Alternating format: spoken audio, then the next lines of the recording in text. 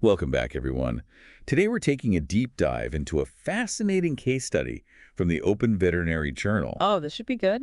It involves a dog with a rare and aggressive type of brain tumor. Okay. It's called intracranial histiocytic sarcoma. Intracranial histiocytic sarcoma. We'll just call it HS for short. It makes sense. What makes this case so interesting is the really unique treatment approach the vets used. I'm intrigued. I mean, intracranial HS, it's incredibly rare. Right. And there really isn't a standard treatment protocol. Exactly. So cases like this are super valuable. Every bit of information helps. So let's meet our patient, shall we? Let's hear it. He was a 9-year-old Welsh Corgi Pembroke. Okay. And sadly, he started showing some very serious neurological symptoms. Oh, no. Even experiencing quadriplegia. Wow. So paralysis in all 4 limbs. Yeah. That's a pretty clear sign that there's something seriously wrong with the nervous system. For sure. The vets immediately suspected a brain tumor. Well, yeah, with those kinds of symptoms. And they did an MRI to confirm. Mm-hmm. And the imaging showed a large mass in the dog's left frontal lobe. So definitely a significant problem, but imaging alone can only tell you so much. Right. You need to know exactly what kind of tumor you're dealing with. Exactly.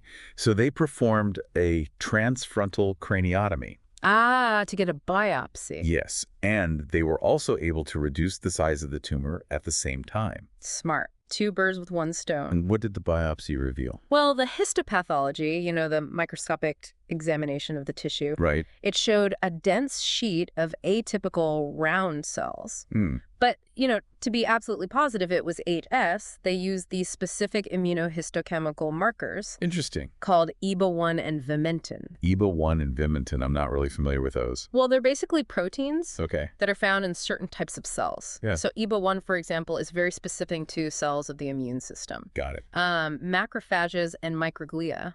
And these are often involved in inflammatory responses. I see. Vimentin, on the other hand, that's a little more general. Okay. It's found in various types of cells, but it's often overexpressed in cancers. So finding these markers in the tumor cells essentially confirmed it was histiocytic sarcoma. Exactly. A cancer that originates from those same immune cells. Wow.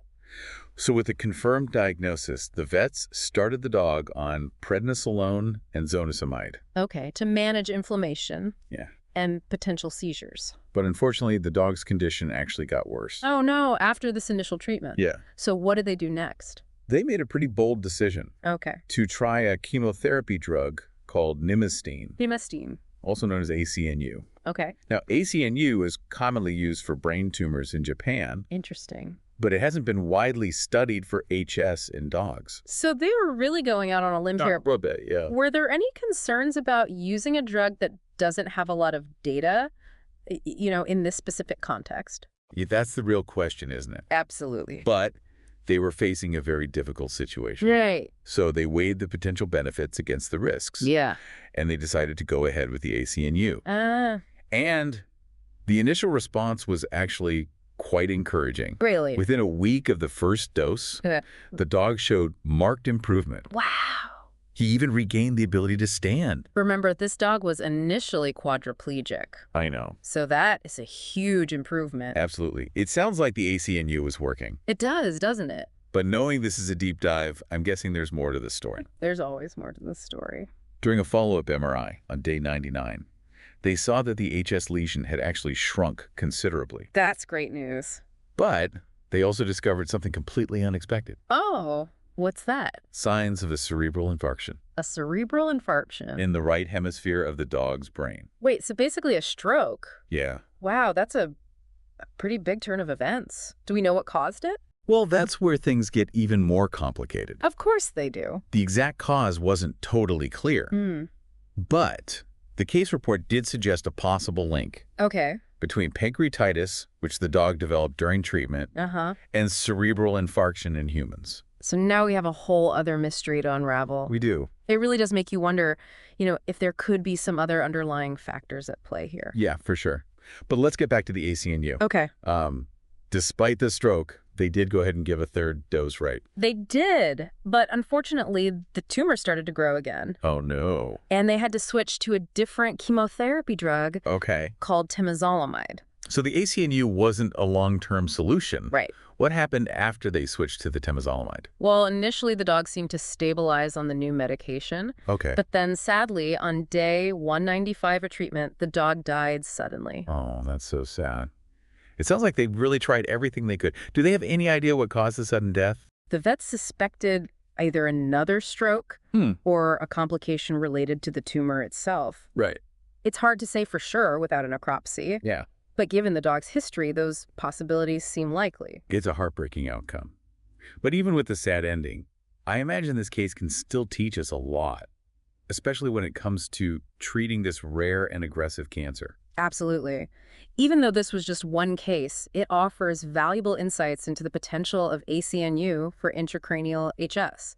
Remember, we're talking about a cancer with very limited treatment options. Right. And this is the first report showing that ACNU can actually shrink a visible HS tumor in the brain. That's huge. Yeah. Especially given how bleak the prognosis often is for dogs with this condition. Exactly. And it opens up a whole new avenue for research. Now we need to dig deeper into understanding how ACNU works, its long-term effects, and how we can manage potential complications like the stroke this dog experienced. So we need more research to determine if ACNU can really be a viable treatment option for dogs with intracranial HS. Precisely.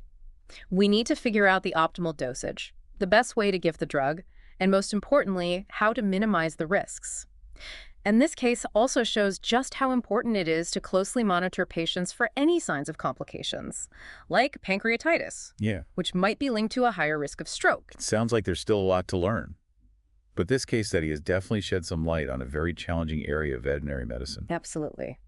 And it also emphasizes the need for more collaborative research efforts, sharing knowledge and experiences like this so we can continue to improve the lives of animals facing these difficult diagnoses. So this deep dive has really given us a lot to think about. It really has. We've learned about this really rare and aggressive form of cancer. Yeah. That affects the brain in dogs. Right. The challenges in treating it. For sure. And a potential new avenue using the chemotherapy drug ACNU.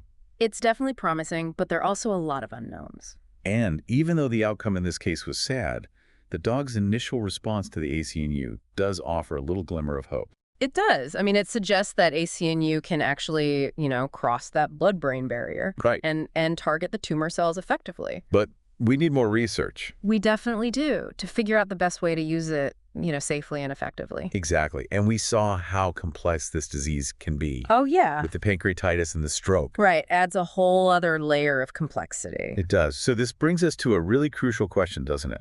What's that?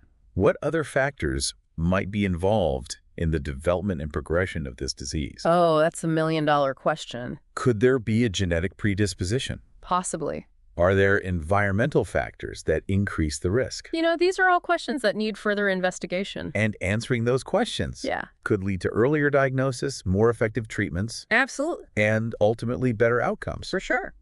Well, this case, while just one example, it has really opened up a whole new world of possibilities for research and improving the lives of our animal companions. Couldn't agree more. And as always, from Vet Neurojar, keep those minds inspired, hearts light, and tails wagging.